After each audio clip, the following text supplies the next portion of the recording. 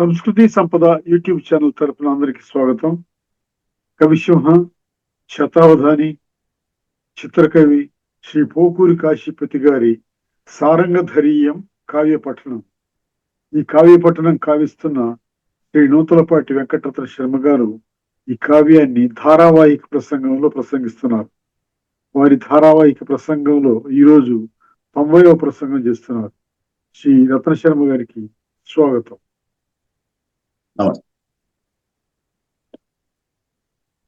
అంతవు ఆక్పతి అనడు నయార్నవుండు అంతవు ఆక్పతి అనడు నయార్నవుండు వరుస సారంగధరు నూతన వాసము గణప కలికి వసనము నటే కాంచదలిపి మరియు సమయోక్తుల వచించే మంత్రి అగుట. అంతా వివాహ శివకథలో వివాహానికి శివపార్వతుల వివాహానికి ముహూర్తమైంది, మొదలు పెట్టమని చెప్పి నిన్న ఆజ్ఞ ఇవ్వడం జరిగింది. దాని ప్రకారం ఇవాళ కథ ఏం నడుస్తుందో చూద్దాం. అంత వాక్పతి అనుడు నయార్నవుండు. వాక్పతి అనేటువంటి నయార్నవుడు. వాక్పతి అంటే బ్రహ్మ. బ్రహ్మ అనేటువంటి నయార్నవుడు అని, నీతి సాగరుడు అని. అంత వాక్పతి అనుడు నయార్నవుండు వరుసన్ సారంగధరు నూతన వాసముగనన్ కలిగి వసనమునటెగాంచ. ఇక్కడ సాధారణంగా వివాహంలో జరిగేటువంటి తంతు, వధూవరులిద్దరిని కూడా నూతన వస్త్రాలు ధరించమంటాం. ఇదిగో ఇక్కడ వరుసగా సారంగధరు నూతన వాసము గణన్. సారంగధరుడు అంటే శివుడు, శివుణ్ణి నూతన వాసము, వాసము అంటే వస్త్రం. వాసాంసి జీర్ణాన్ని యథా విహాయ అన్నాం కదా. వాసాంసి వస్త్రములు, వాసము అంటే వస్త్రం. నూతన వాసము గణన్,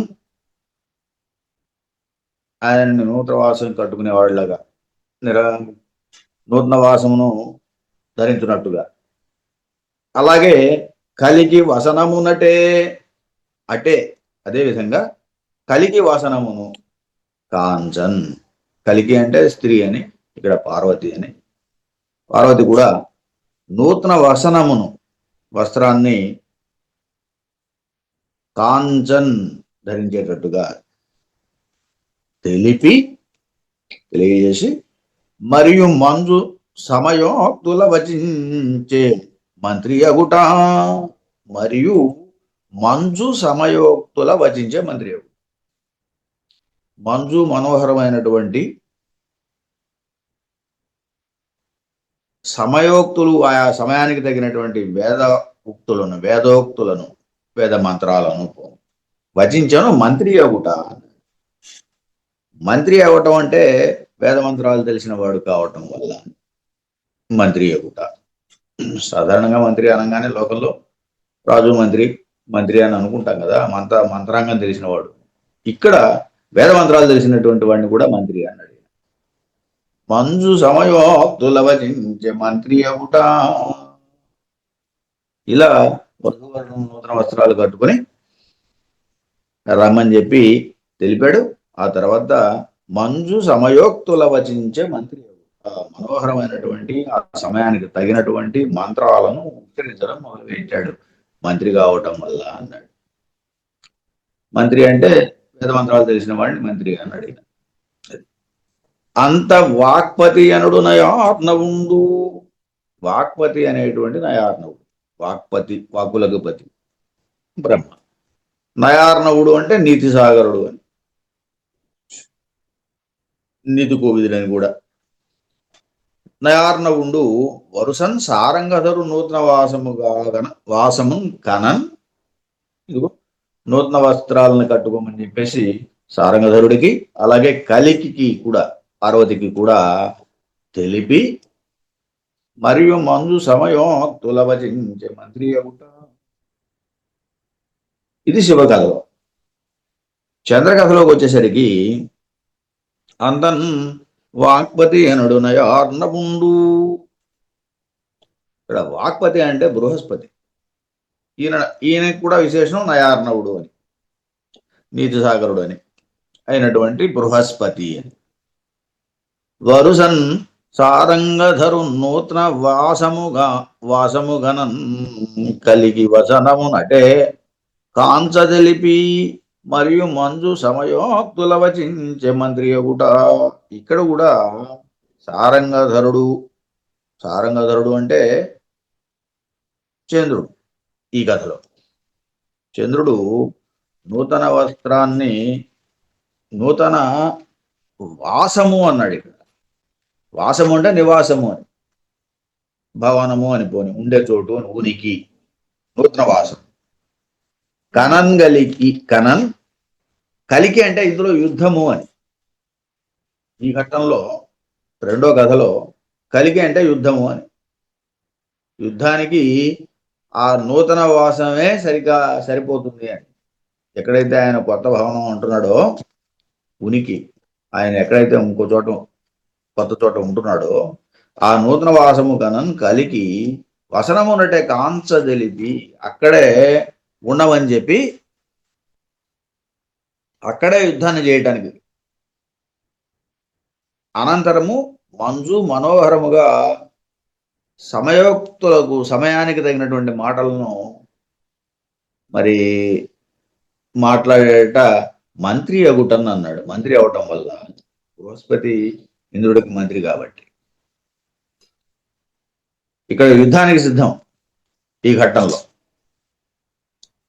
యుద్ధానికి సిద్ధమైనప్పుడు ఈ బృహస్పతి అను నీతి సాగరుడు ఇదిగో ఇట్లా అంటున్నాడు. ఏమంటున్నాడు? చంద్రుని యొక్క నూతన నివాసము చూడటానికి, యుద్ధానికి, అలాగే ఉనికికి, వీటన్నిటినీ కూడా పొందటానికి, అచటనే పొందటానికి, అలాగే యుద్ధం మొదలు పెట్టడానికి కూడా మంజు మనోహరములైనటువంటి సమయోక్తులను తగిన మాటలను ఇంద్రుడితో చెబుతున్నాడు మంత్రి అయినందున బృహస్పతి. ఇది రెండో కథలో చంద్రుడి యొక్క కథలో యుద్ధానికి సిద్ధం అవడం. మూడో కథలో సారంగధరుడు. ఇక్కడేమిటి? అంతన్ వాక్పతి అనడు నయార్ణవుండు. వాక్పతి అనడు నయార్ణవుండు. చతురంగా మాట్లాడేటువంటి నీతి కోవిదుడైన ఒక మంత్రి, ఆయన పేరు నయార్ణవుడు, నీతిజ్ఞుడు అని. ఆయన క్రమంగా ఏం చేశాడు? వరుసన్ సారంగధరు నూతన వాసము గనన్, సారంగధరుడు యొక్క కొత్త వస్త్రాన్ని చూచినట్లుగాను, కలిగి చిత్రాంగి యొక్క వసనమున్ ఉనికిని అటే కాంచన్ అక్కడనే చూచుటకును తెలిపి తెంగించి మరియున్ మంత్రి అగుటన్, ఆయన ప్రధానుడు అవటం వల్ల, మంత్రి అవటం వల్ల మంజు సమయోక్తుల వచించన్. ఇదిగో ఈ రకంగా రాజుగారితో చెబుతున్నాడు. మంజు సమయోక్తుల వచించన్, మనోజ్ఞమైన సమయానుకూలమైనటువంటి మనోహరమైనటువంటి మాటలతో రాజుగారికి చెబుతున్నాడు. ఇది మూడో కథలు. అంటే సారంగధరుడు, చిత్రాంగి వాళ్ళ మధ్య ఉన్న వివాదాన్ని సభలో రాజుగారి ముందు, వివిధ న్యాయాధిపతుల ముందు ఈ న్యాయవాదులంతా కూడా విచారించడానికి సిద్ధమైనటువంటి సందర్భం అక్కడ ఇది జరుగుతుంది. ఇది ఈ కథలో.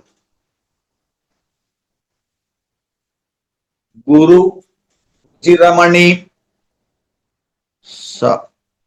రుచిరమణి సారంగధరునటగని తా జగద్బంధు సాక్షి కందర్పవైరితోడనుచు సచవాణిని వీడననుచు వ్యసన్ ప్రమాణము జయించే విధి అయారే.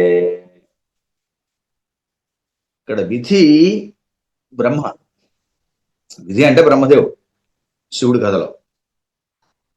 విధి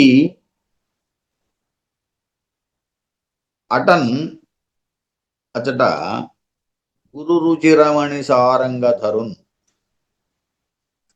గురు రుచి మిక్కిలి కాంతి కలిగినటువంటి రమణిన్ చేడియను. ఎవరు? పార్వతి. గురు రుచి రమణిన్ సారంగధరున్, అలాగే శివుడిని. కానీ రుచి తాన్ జగద్బంధు సాక్షి కందర్పవైరితోడనుచు. జగద్బంధు సాక్షి కందర్పవైరి తోడు అనుచు సత్యవాణిని వీడననుచు వ్యసన్ ప్రమాణము చేయించే అయారే. అక్కడ ప్రమాణం చేయించాడు. ఏం ప్రమాణం చేయించాడు ఆయన? ఎవరి సాక్షిగా అంటే జగద్బంధు సాక్షి అన్నాడు. జగద్బంధు ఎవరు? సాధారణంగా జగద్బంధువు అంటే మనం ఇక్కడ అగ్ని అని చెప్పాలి. వాయుమిత్రుడైనటువంటి అగ్ని సాక్షిగా అని. జగద్బంధు అనే పదానికి జగద్బంధు అన్నప్పుడు జగత్ శబ్దానికి వాయువు అనే అర్థం కూడా ఉంది. అందుచేత జగద్బంధు అంటే వాయువు యొక్క స్నేహితుడు అగ్ని అని అర్థం. సాధారణంగా మామూలుగా చూస్తే ఈ అర్థం ఇక్కడ ఎక్కడ ఉందో మనకు ఎత్తుకోవడం కష్టమే. ఆయన చెప్పినటువంటి విషయకోశాలు లేకపోతే ఆయన అప్పుడప్పుడు డిక్షనరీస్ని, ఒక 2-3 డిక్షనరీస్ని ఆయన ఇంట్లో ప్రస్తావన చేస్తున్నాడు. ఆ డిక్షనరీస్ని ఎత్తుకుంటేనే ఈ అర్థాలు దొరుకుతాయి అన్నట్టు. జగత్ అనే దానికి వాయువు అనే అర్థం ఉంది, జగద్బంధువు అంటే అగ్ని అని అర్థం. అగ్ని సాక్షిగా అని మొదటిది. జగద్బంధు సాధారణంగా మనకు జరిగే అన్ని కార్యక్రమాల్లో కూడా అగ్ని సాక్షిగా మనం హోమాలు జరుపుతూ ఉంటాం. అందుకే హోమం అనేది, యజ్ఞం అనేది ప్రతిసారి ప్రతి శుభ కార్యక్రమంలో జరగడానికి కారణం అదే. అది సాక్షి, అగ్ని సాక్షి. కందర్పవైరి మన్మథ విరోధి అయిన శంకరుడు. మన్మథ వైరి, ఇక్కడ కందర్ప వైరి అన్నాడు కదా. కందర్పుడు అంటే మన్మధుడు, మన్మధుని యొక్క వైరి శంకరుడు. తోడనుచున్ చేరిమి అనుచు సత్యవాణి. ఇక్కడ సత్యమైన వాక్కు కలిగినటువంటి పార్వతి అని. పార్వతి యొక్క ఆమెకు విశేషణం అది సత్యవాణి అనేది. ఇక్కడ సత్యవాణిని అంటే పార్వతిని వీడననుచున్ వదిలిపెట్టనంటూ వ్యసన్ శీఘ్రముగా ప్రమాణం భుజించే. ఈ రకంగా ఆయన ఒట్టు పెట్టించాడు. అయారే ఆశ్చర్యం. ఎవరు ఒట్టు పెట్టించాడు? బ్రహ్మ. విధి ఆయన కదా ఈ కార్యక్రమం నడుపుతున్నది, వివాహ కార్యక్రమాన్ని, వివాహ తంతులు నడుపుతుంది. అందుచేత బ్రహ్మ ఇలా ఒట్టు పెట్టించాడు, నిన్ను వదిలిపెట్టను అని పార్వతిని వదిలిపెట్టనని చెప్పి శంకరుడి చేత ఒట్టు పెట్టించాడు. ఇది ఈ కథాఘట్టం.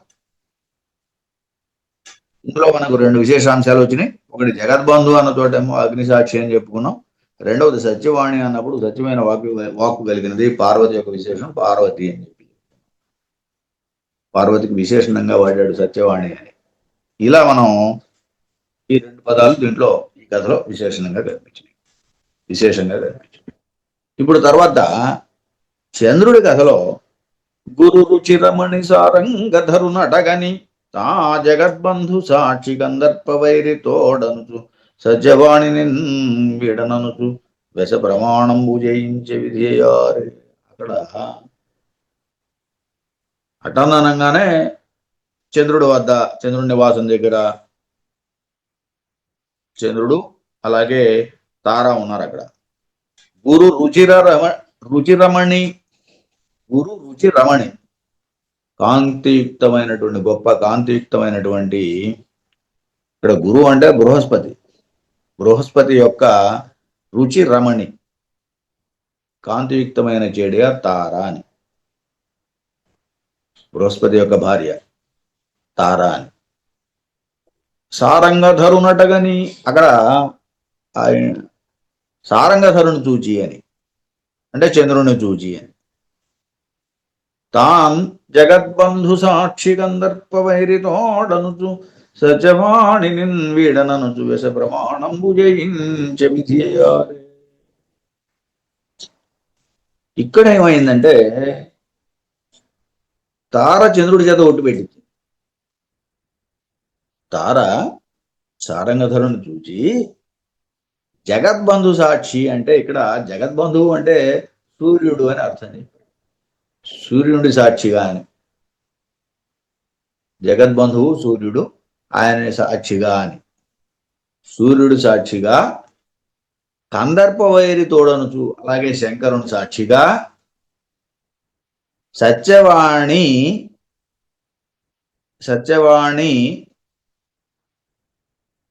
అంటే సత్యవాణి నిన్ను వీడననుచు అని. సత్యమే వాక్కుగా కలిగినటువంటి ఓ తార, నిన్ను వదిలిపెట్టను. అయారే వ్యసన్ శీఘ్రముగా ప్రమాణము చేయించను. ఈ రకంగా తార ప్రమాణం చేయించింది.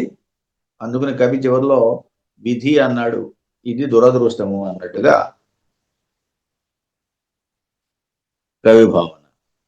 సరే, గురు రుచిరమణి సారంగధరునటగని, అటన్ చంద్రుని నివాసంలో సారంగధరుని చూచి గురు రుచిరమణి, ఆ బృహస్పతి భార్య అయినటువంటి కాంతివంతమైనటువంటి రమణి తార, జగద్బంధు సాక్షి, కందర్పు సాక్షి, కందర్ప వైరి సాక్షి, సూర్యుడి సాక్షి, అలాగే కందర్ప వైరి తోడు, శంకరుడు తోడు అనుచు ఇట్లా చెప్పమన్నది. ఇట్లా ఆయన చేత ప్రమాణం చేయించింది. ఏమని? సత్యవాణి ఓ తార, నిన్ వీడననుచును, నిన్ను వదిలిపెట్టను అని వ్యసన్ శీఘ్రముగా ప్రమాణము చేయించన్. ఈ రకంగా ప్రమాణం చేయించింది తార. అనగా ఇప్పుడు ఎలా ఉంది? ఓ సత్యవాణి, సూర్యుని సాక్షిగా, శంకరుని తోడుగా నిన్ను వీడనంచు తార చంద్రుడితో ప్రమాణం చేయించింది. ఇక తర్వాత మూడో కథలో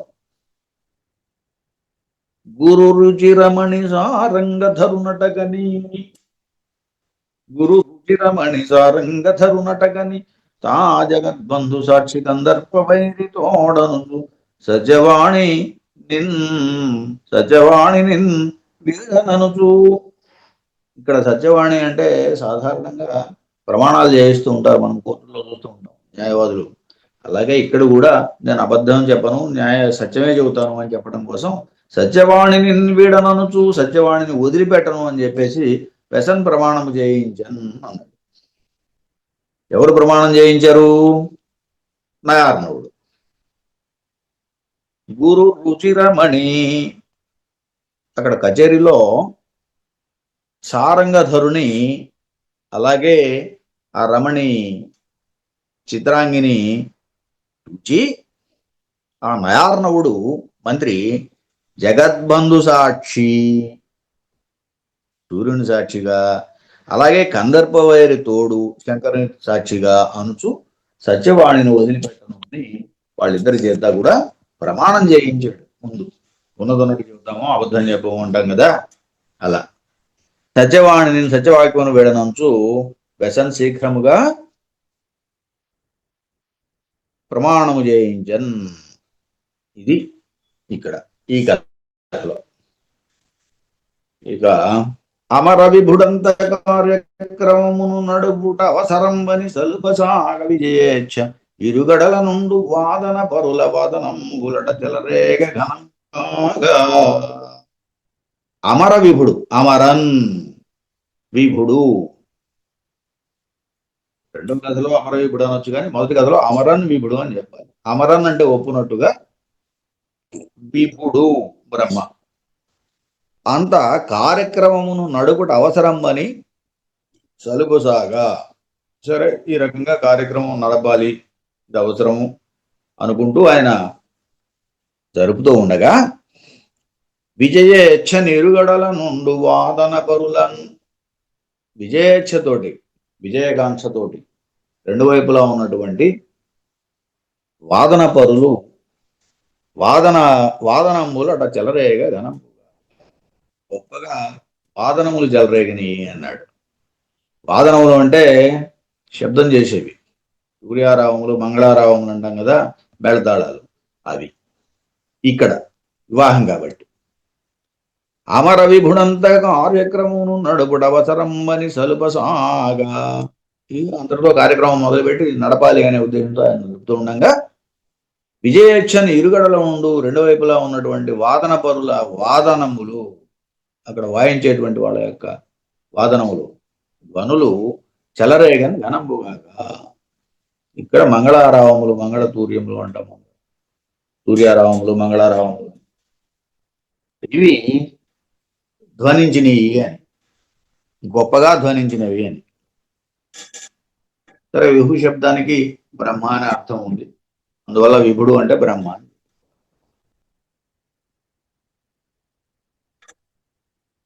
ఇది శివుడి కథలో వివాహం మొదలైంది. సరే, మంగళారావములు మోగుతున్నాయి అని.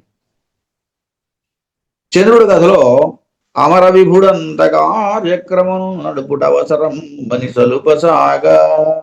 ఇక్కడ కూడా అమర విభుడు అంటే ఇంద్రుడు, ఆయన కార్యక్రమం నడుపుట అవసరం అని సలుపసాగా.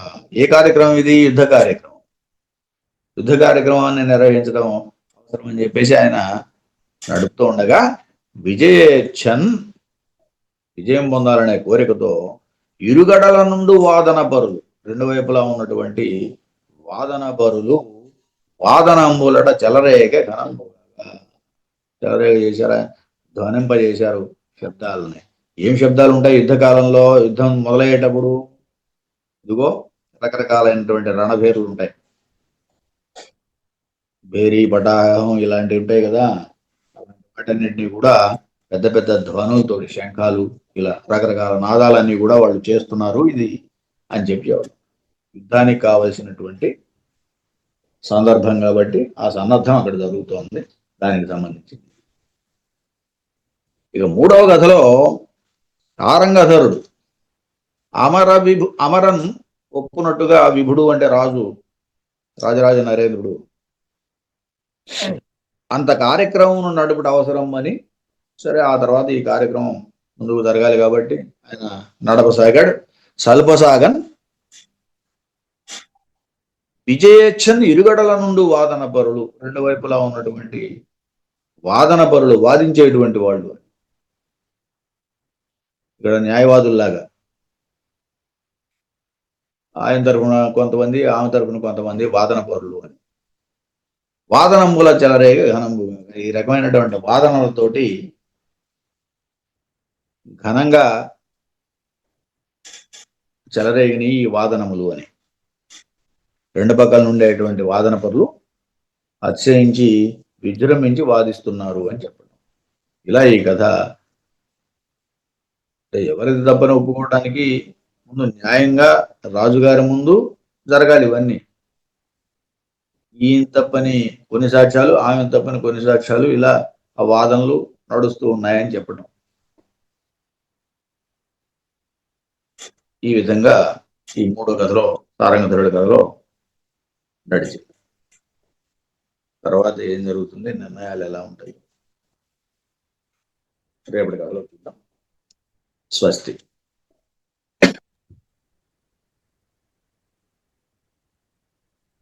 కవిసింహ శ్రీ పోకూరి కాశీపతి గారి సారంగధరీయం కావ్య పట్టణం గావించిన శ్రీ రత్నశర్మ గారికి ధన్యవాదాలు.